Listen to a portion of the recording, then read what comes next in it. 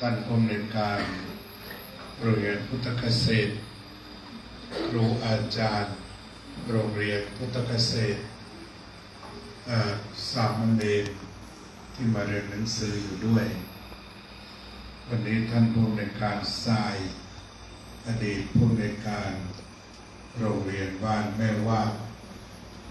ได้มีน้ำใจขับรถมาส่งเพื่อมอบทุนการศึกษามอบทุนอาหารกลางวันก็จะพูดถึงความเป็นมาของทุนแต่ละทุนที่มอบให้กับนักเรียนโรงเรียนพุทธเกษตรกองทุนที่หนึ่งเป็นการใช้จ่ายทั่วไปแต่ว่าจุดเน้นก็จะไปอยู่ที่อาหารจุดเน้นก็คือให้นำเงินเหล่านี้ไปนี่ก็พอละแก้ไปเลยจุดเน้นว่าที่จะนำเงินเหล่านี้พอดีประกาศนิบัติมันบิน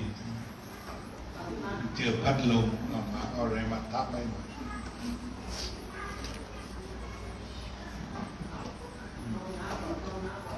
แก้ให้แล้วแก้ให้เลยอะไรครับ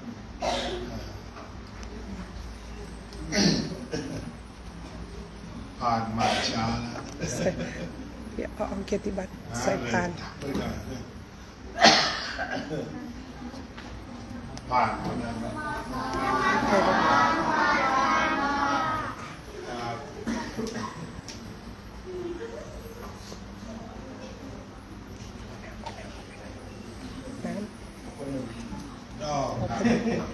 ยกไปสอนเรียนอาชีวะเขาอยู่ที่วัดครับวันนี้มันไม่มีคนดูแลวัดครับปอว่าบอกครูว่าดีบางคนหนึ่งไม่ได้ที่วัดนี่มันมานั่งครับ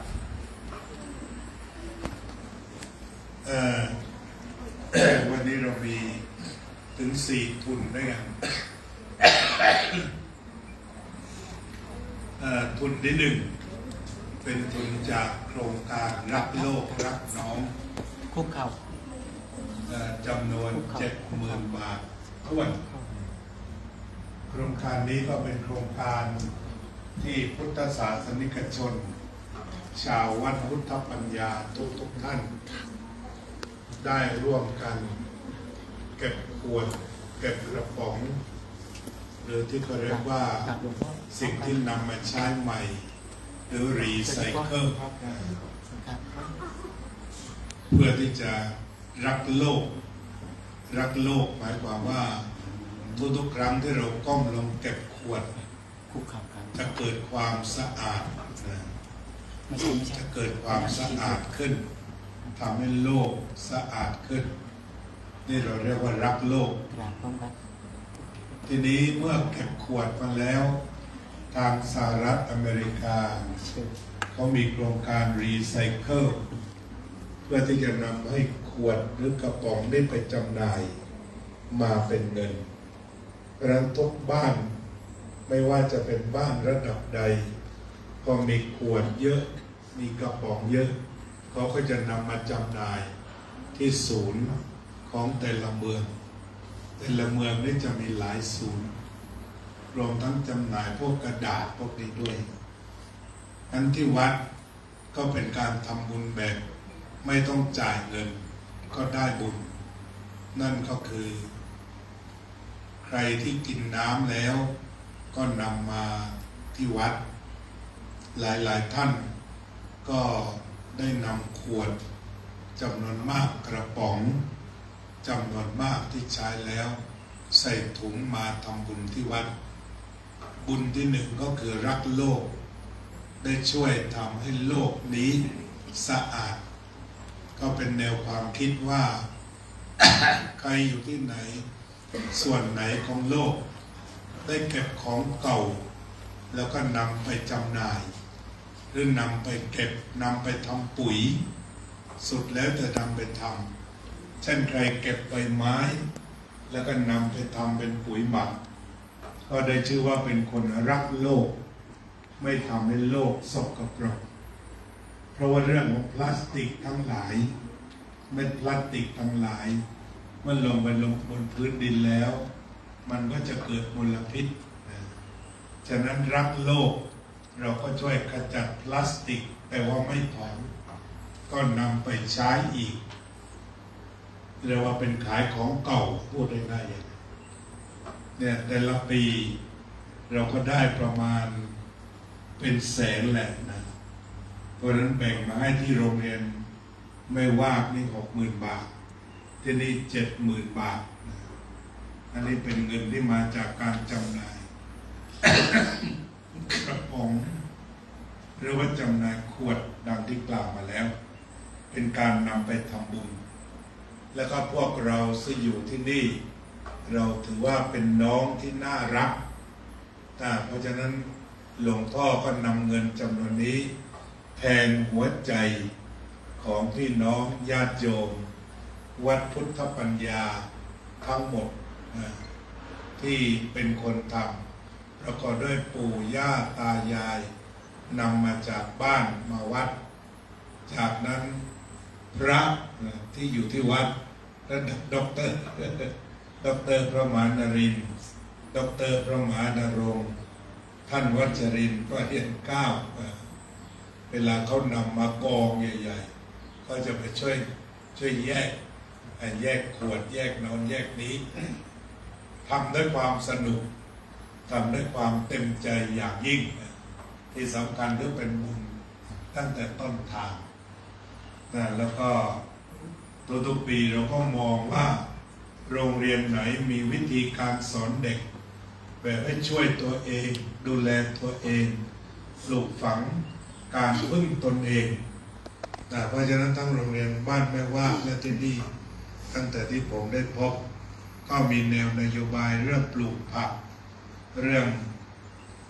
การสร้างอาหารต่างๆของพวกเราก็เต็มที่ทั้งมีข้าวมีเห็ดมีอะไร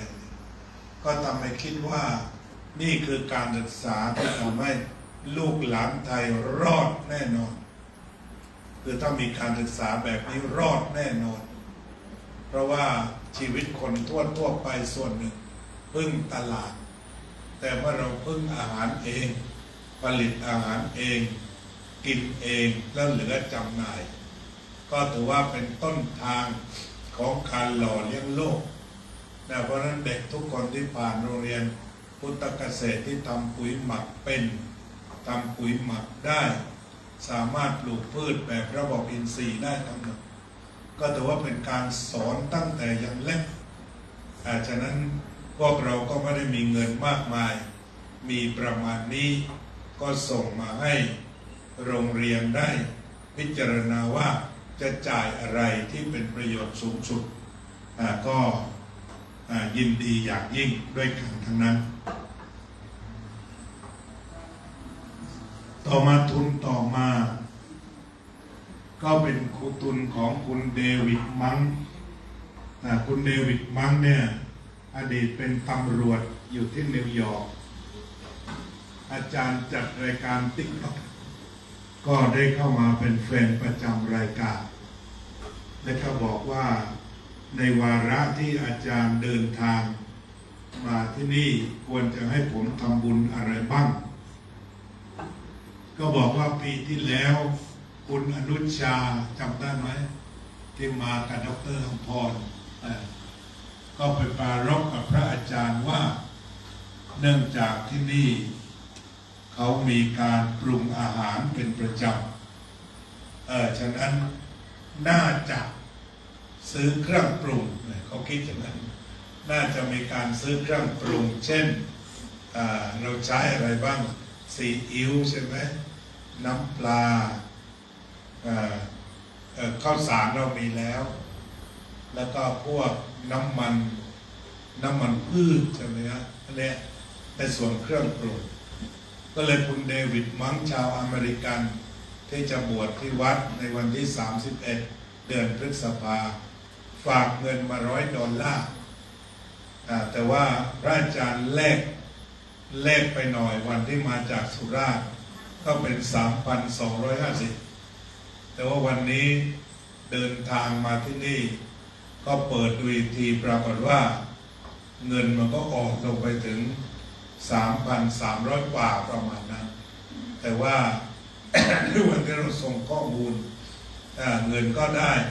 3,250 คือก่อนหน้านั้นก็ได้ 3,100 คือ$100ในบางทีมันขึ้นมันลงตกลงมาก็แลกได้$3,210ก็โยมได้ไปซื้อเครื่องปรุงให้ตามที่จำเป็นดังที่กล่าวแล้วจะซื้อน้ำปลาสักกี่ขวดจะซื้อน้ำมันพืชสักเท่าไหร่ก็ลองไปพิจารณาเมื่อปีที่แล้วเมื่ออาจารย์ให้ทุนเสร็จแล้วลงไปห้องน้ำมีเสียงปลิวไปรู้สึกว่าจะให้มา 4,000 หรือเท่าไหร่ที่จะให้กินอาหารมื้อพิเศษ1 มื้อก็ได้ยินเสียงว่าโหวตกันว่าจะกินอะไรใช่ไหมครับโหวตแล้วตกลงว่าจะกินไก่ย่างหรืออะไรเดี๋ยวได้ยินมีมติฉะนั้นสำหรับในปีนี้ก็เคยมีนักร้องรุ่นเราจะรู้นั่นคือคุณสุพรรณิกาฉายาลักษณ์ที่ร้องเพลงวันนี้วันดีปีใหม่ท้องฟ้าสดใสพาใจสุขสันต์เคยได้ยินไหมคือคนนี้เคยพาเด็กร้องครับเขาทำงานปั๊มน้ำมันแล้วก็บอกว่าถ้าพระอาจารย์กลับมาเมื่อไหร่ก็จะเลี้ยงเด็กที่ไม่ว่าอิ่ม1 มื้อแล้วก็เลี้ยงที่พุทธเกษตร1 มื้อจึงให้มา 10,000 บาทก็แบ่งโรงเรียนละ 5,000 บาททีนี้โหวตว่าจะกินอะไรไว้อาจารย์กลับก่อนจะนะหรือจะโหวตดีมาก 5,000 อิ่ม1 มื้อหรือว่ากี่มื้อก็แล้วแต่ฝ่ายจัดเต็มเลี้ยงครูด้วยไม่ใช่เลี้ยงเด็กครูด้วยเนรด้วยสาธุนี่คือ1 คนเดี๋ยวเอาน้ำเปล่ามาให้หน่อยรู้สึกเปรี้ยวปาก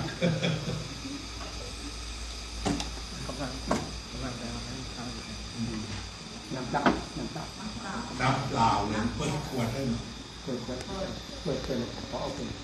เปิดฝาขวดร่องดื่มนักเรียนกี่ร้อยนะเนี่ยร้านคนครับ90เนาะ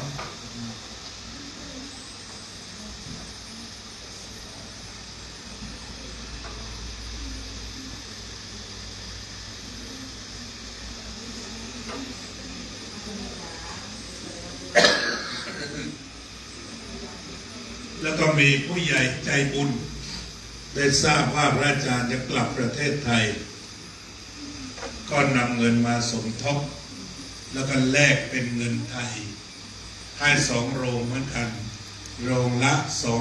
2,920 ตรงนี้ก็สำหรับให้เป็นอาหารของนักเรียนเนาะสำหรับนักเรียนเข้าในส่วนอาหารก็อาจจะบวกเข้าไปใน 70,000 นั้นหรืออย่างไรหรืออาจจะบวกเข้าไปในการซื้อเครื่องปรุงอีกได้ 2,000 กว่าเราก็ได้ 5,000 กว่าทั้งหมด 7,000 กว่าบาทแล้วครับเอา 5,000 กว่าบาทรวมกับของฝรั่งด้วยก็น่าจะได้น้ำปลาหลายขวดซีอิ๊วอีกหลายขวดใช่ไหมครับ 5,000 กว่าได้เยอะนะเป็นโหลไหมครับสาธุได้เป็นลังรู้สึกว่าครูนี้ก็เคยบอกของนางโอตมาใช่ไหมฉะนั้นตอนนี้ความหวังของโยมสำเร็จแล้วสาธุที่เราจะได้มีเงินไว้สำหรับซื้อเครื่องปรุงอีกต่างหากอันนี้ก็คือพูดถึงสิ่งเหล่านี้มาในนามแห่งความรักความเมตตาความกรุณาฉะนั้นเงินก้อนนี้ที่หลวงพ่อนำมาไม่ได้จากความ อิจฉาริษยาพยาบาทอาฆาตจองเวรแต่ได้มาเพราะหัวใจที่มีรักฉะนั้นอยากจะให้พนมมือขึ้นแล้วท่องกลอนแห่งความรักฝังไว้ในใจของพวกเราทั้งหลายดังนี้พนมมือสวยๆว่าตามเป็นวรรครักรักรักฉันรักเธอเจอเป็นรักรักทันทีรักดีดีมีความสุขรักรักรักฉันรักเธอเจอเป็นรักรักทันทีรักดีดีมีความสุขรักรักรักฉันรักเธอเจอเป็นรักรักทันทีรักดีดีมีความสุข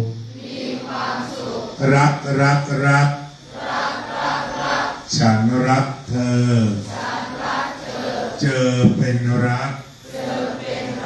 รักทันทีรักดีดีมีความสุขเอาลองท่องดูได้กี่บรรทัดเอาก่อนเอาเลย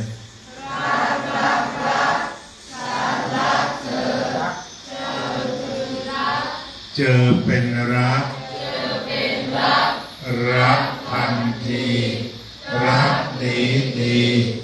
มีความสุขรักรักรักฉันรักเธอเจอเป็นรักรักทันทีรักดีดี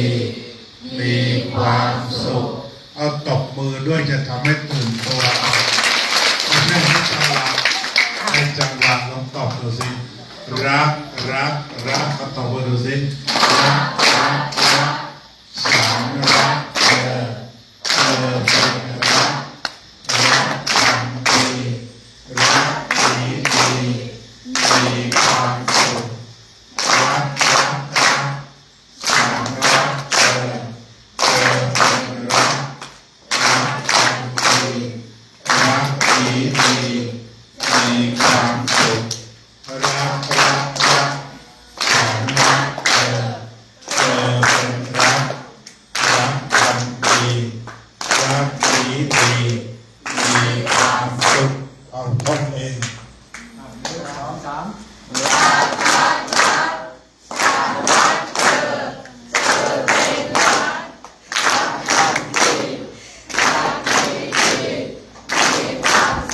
อีกหนึ่งรอบโอเค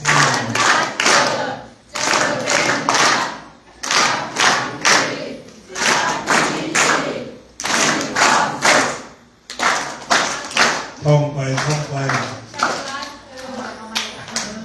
ฉันรักเธออาจเจอ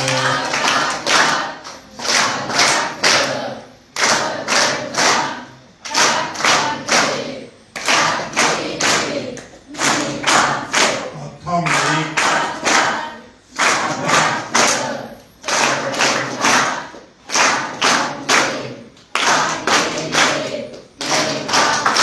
สุดยอดมาก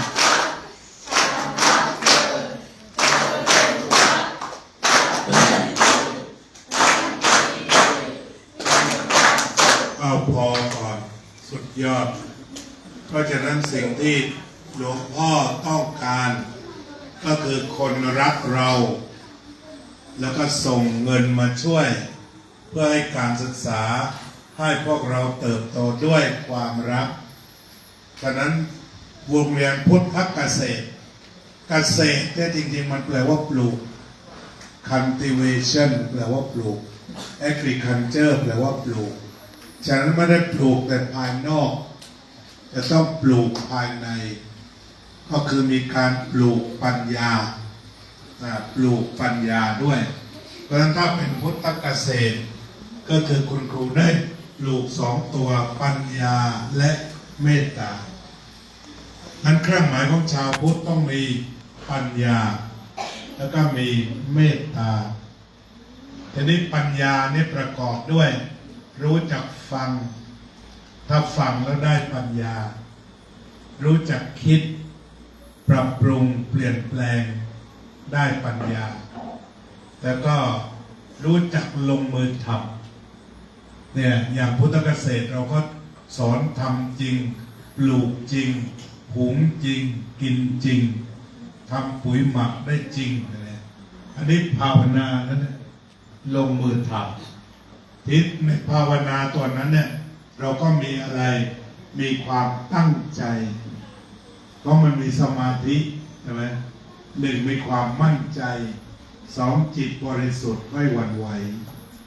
แล้วก็สามใจอ่อนโยนนี่พอเราฝึกเด็กที่ผ่านการฝึกอย่างนี้ไปทำอะไรก็ได้เรียกว่ากรรมนิโยองค์สมาธิก็ตรงนั้นใช่ไหมครับปาริสุทโธจิตบริสุทธิ์เรามาอยู่ที่นี่สิ่งที่ควรปลูกคือจิตบริสุทธิ์อย่าทะเลาะเบาะแว้งอย่าเบียดเบียนอย่าตีอย่าเกลียดกันต้องรักกันเข้าไว้ก่อนในฐานะเพื่อนทุกเกิดแก่เจ็บตายเพราะเราเป็นเพื่อนเรารักอย่าคิดเลยแม้แต่น้อยที่จะเกลียดใครเธอมาจากจังหวัดน้นเธอมาจากนี้รักให้หมดเขาเรียกว่าเป็น universal love รักไม่มีพรมแดนที่ถ้าลูกรักกันไม่ตีกันไม่ทะเลาะกันแม่พ่อก็สบายใจไม่ต้องระงับข้อพิพาทใช่ไหมอันนี้อานุภาพแห่งความรัก Love is very powerful ความรักนั้นจะมีอำนาจสูงสุด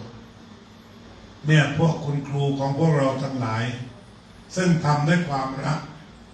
เพราะว่าเงินเดือนไม่ได้ตามปริญญาที่จบมาที่เหลือ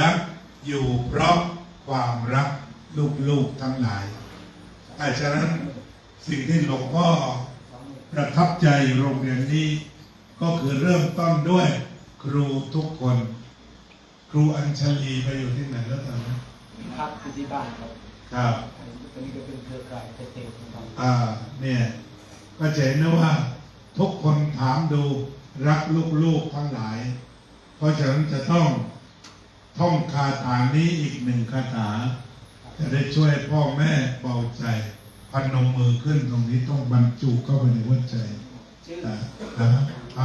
เก็บตัวนะพุทธังธัมมัง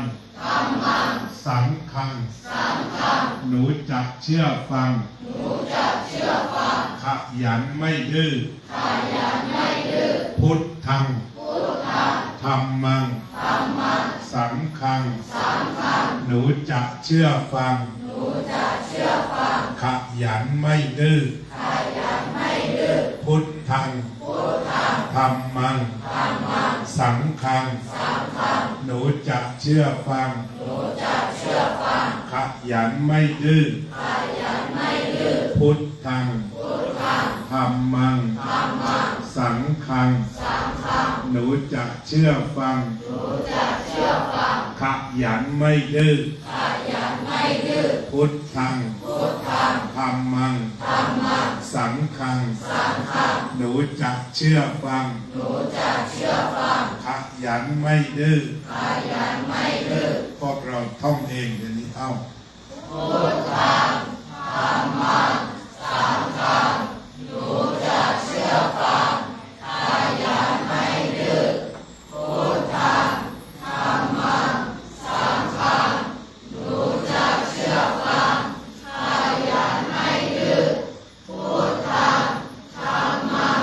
สังฆังหนูจักเชื่อฟังขยันไม่ดื้อพุทธังธัมมังสังฆังหนูจักเชื่อฟังขยันไม่ดื้อดีไหมครับคาถานี้อาจารย์ว่าดีไหมดีครับ ไหนใครดื้อบ้างยกมือสิเคยดื้อมาก่อนดื้อจริงๆมีไหม ไม่มีเลยเอามือลงต่อไปจะไม่ดื้อแล้วนะไม่ดื้อแล้วเพราะทุกคนรักเราไม่ควรดื้อกับคนที่รักเราที่สุดให้หนูจำไว้ว่าชีวิตของหนูมีวันนี้ได้นั่งตรงนี้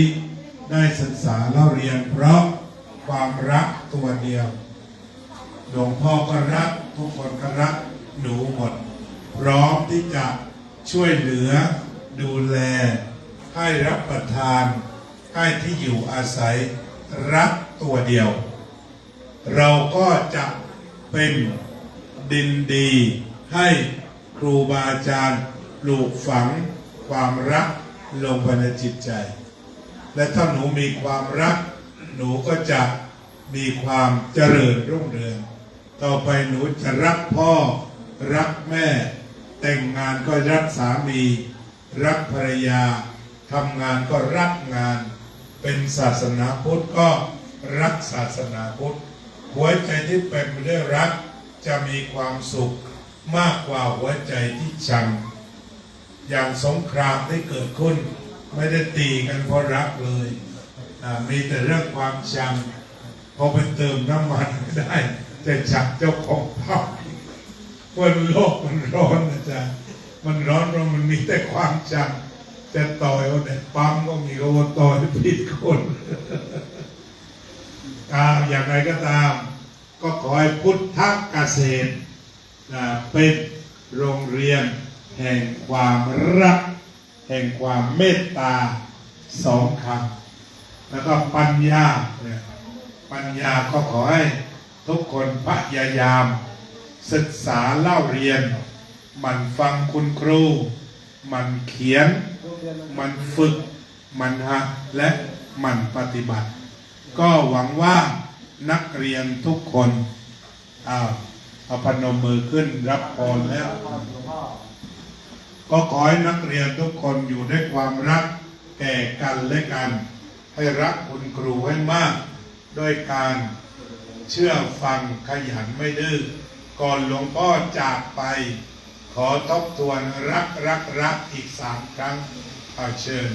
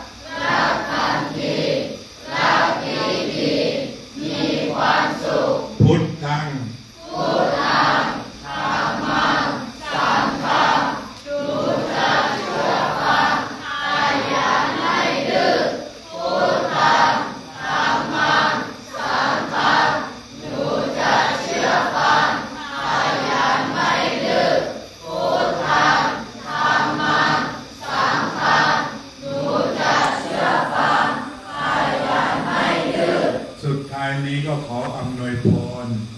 ให้ท่านอาจารย์ท่านผู้อำนวยการและผู้อุปถัมภ์ทั้งหลายและนักเรียนทั้งหลายจงมีความเจริญงอกงามด้วยความรักความเมตตาความสุขความสำเร็จในการศึกษาทุกท่านทุกคนเทอญ